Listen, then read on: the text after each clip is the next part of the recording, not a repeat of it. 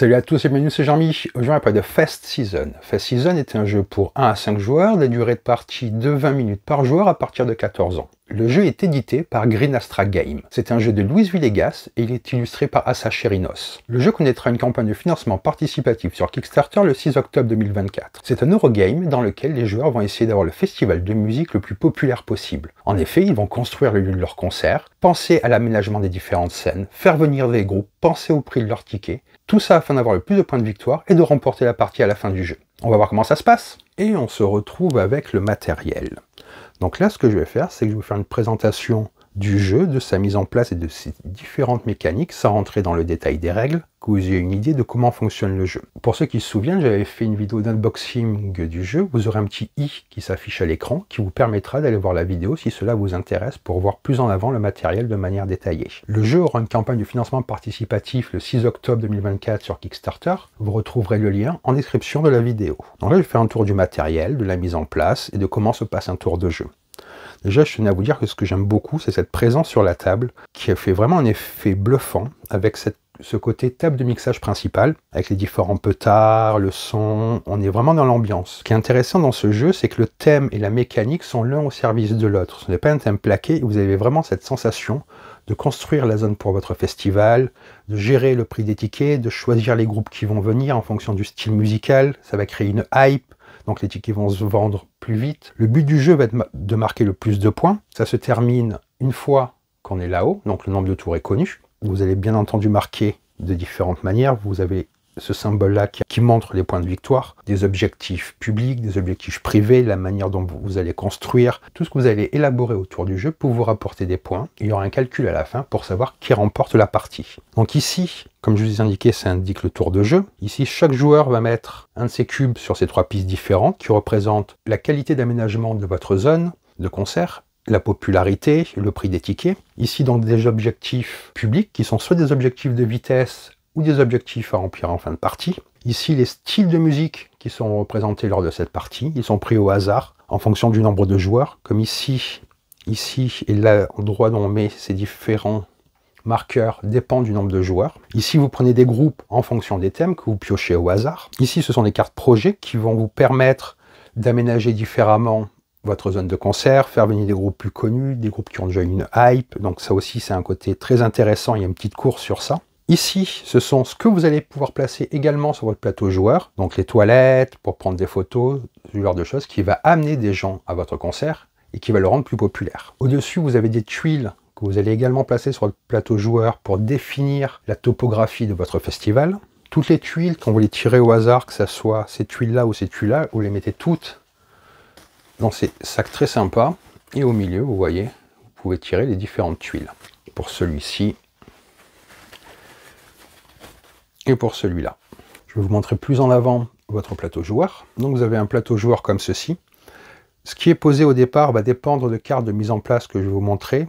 Chaque joueur en aura une. Il respectera ce qui est indiqué, que ce soit au niveau de l'argent, des tuiles de départ et des objectifs qu'il va piocher. Ce sont ces cartes-là que vous distribuez en fonction de l'ordre du tour, où il est indiqué l'argent de départ et ce avec quoi vous commencez le jeu. Donc vous avez aussi également des cartes d'objectifs privés. Il n'y a que vous qui les voyez, contrairement à celle-là.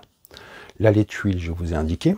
Et vous avez également ces cartes-là que vous allez acheter et vous commencez quand même avec une. En fait, il y a le nom de la scène et vous allez programmer les groupes en fonction des horaires. Et ça, vous allez débloquer au fur et à mesure, mais ça vous permet de placer les tuiles de groupe, cet endroit-là, pour faire la programmation de votre festival. Et ici, en fonction du nombre que vous avez placé, les points de victoire que ça rapporte. Il va y avoir un premier joueur. Ensuite, vous jouez dans le sens des aiguilles d'une montre. Chaque joueur, à son tour, va faire une action pendant son tour. On va jouer comme ceci jusqu'à atteindre la fin de la partie, qui sera indiqué là-haut. On fait un compte des points, celui qui a le plus de points remporte la partie. Le jeu semble avoir beaucoup d'icônes sur le plateau, mais vous avez également, qui est fourni, une aide de jeu qui rappelle tout.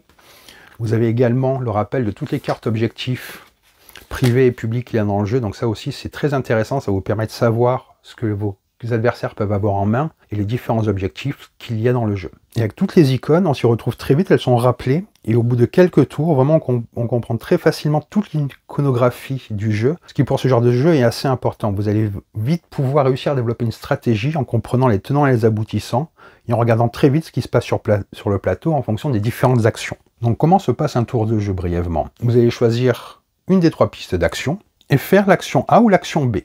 À chaque fois, vous avez le choix entre 2 actions. Vous allez pouvoir acheter des commodités lors de votre festival. Il y a à chaque fois le coût, quelle piste ça fait monter, vous voyez. Par exemple, vous avez acheté ça, le coût est de 7. Ça va faire monter cette piste-là, donc vous, si c'est vous, vous montez comme ceci. C'est comme ça que ces pistes montent, en fonction des symboles. Et le nombre de points de victoire que ça rapportera à la fin. Et en fonction de certaines conditions de pause, vous le placez sur votre plateau joueur. Cette piste-là va vous permettre donc d'acheter ces cartes projet. Avec cette piste-là, une des attractions possibles, ça va être de construire des scènes. Ce sont avec les tuiles que vous avez là, pareillement. Vous allez devoir respecter des conditions de pause, et ça va vous permettre de monter sur cette piste-là. Avec cette piste ici, vous allez faire venir des groupes, donc vous allez les engager. Pareillement, il va falloir respecter ce qu'il y a sur les cartes que vous avez comme ceci. Il faut avoir la place pour pouvoir les poser, c'est-à-dire donc pour les programmer. Et vous allez également pouvoir récolter avec une autre action de l'argent, car l'argent est le nerf de la guerre également dans ce jeu. Lorsque vous achetez des groupes aussi, ce qui est intéressant, c'est que vous allez faire, pour le coût des groupes, ça va calculer par rapport à cet endroit-là. Et plus vous allez acheter des groupes d'un même genre, plus la popularité monte, donc plus le coût va être important. Ça aussi, c'est très malin de la manière dont c'est pensé, afin que le coût monte au fur et à mesure de la partie. Vous voyez des indicateurs, il y a un calcul à faire très rapide pour savoir le coût pour engager les groupes. Et ici, vous avez les projets qui vous permettent d'améliorer la qualité de votre festival en fonction soit de groupes à faire venir, soit avec ce genre de carte-là, vous allez améliorer la qualité de la scène, vous allez vraiment développer votre festival à votre image et en fonction de ce que vous achetez. Il y a aussi une mécanique qui va faire que les marchés vont se réinitialiser au fur et à mesure, vous n'allez pas rester bloqué avec ça et bien entendu ça va tourner. Donc je vais vous redire brièvement comment se passe un tour de jeu. À votre tour, vous allez faire une des actions, vous allez vous placer sur une des 3 pistes d'action pour soit mettre des commodités dans votre zone de concert que vous allez placer en respectant certaines conditions. Vous allez pouvoir acheter des projets pour améliorer la qualité de votre festival et engager des groupes que vous allez programmer au fur et à mesure pour augmenter la popularité et le prix des billets de votre festival. À chaque fois, vous allez monter sur ces différentes pistes qui vont vous rapporter des points de victoire à la fin, comme ceux que vous construisez, les différents projets. Et les groupes peuvent également rapporter des points. Vous avez des objectifs publics qui sont soit des objectifs de vitesse ou des objectifs de fin de jeu. Vous aurez également en main des objectifs privés qui vous remporteront aussi des points. Et donc à la fin de la partie, une fois que la console sera arrivée tout en haut, la partie prend fin, on comptera les points et celui qui a le plus de points remporte la partie. Donc ça va vraiment être un jeu où vous allez réfléchir aux différentes actions possibles, respecter les pauses de conditions sur votre plateau, je vous le remets là, que vous le voyez un petit peu plus.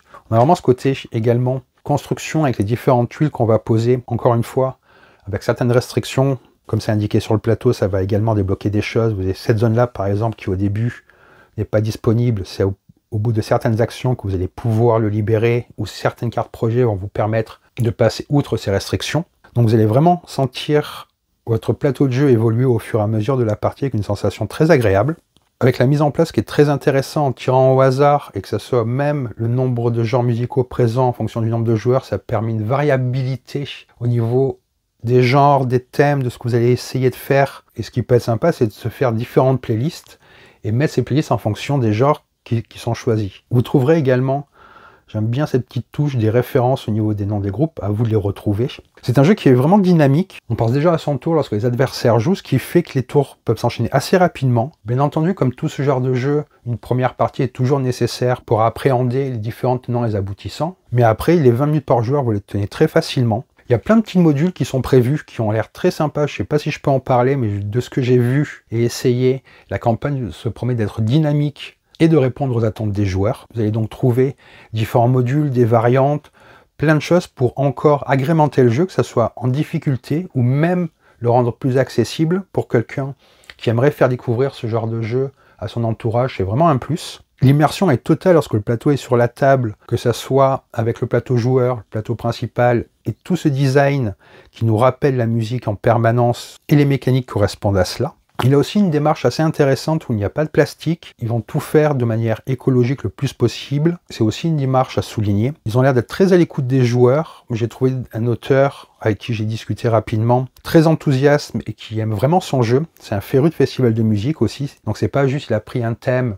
Pour prendre un thème, c'est quelque chose qui lui parle et ça se ressent lorsqu'on y joue. On sent que c'est un jeu où beaucoup de passion a été mis pour transmettre des émotions en jouant. des émotions au sens musique, ça va vous faire parler à certains groupes et la musique nous rappelle toujours quelque chose. Donc on est vraiment embarqué dans une sorte de petit voyage le temps de cette partie où on se prend à se rappeler des souvenirs de concerts ou de festivals tout en développant le sien. Il y a également plein de manières de marquer des points, aucune de ce que j'ai vu en jouant est plus favorisée qu'une autre. Vous allez devoir quand même tout développer afin d'avoir un festival qui est équilibré, parce que c'est aussi ce qu'on attend en vrai, c'est qu'un festival, lorsqu'on se déplace, que tout soit bien. Donc vous allez peut-être devoir essayer de vous développer sur plusieurs axes afin de remporter la victoire. Donc voilà pour cette vidéo de présentation de Fest Season.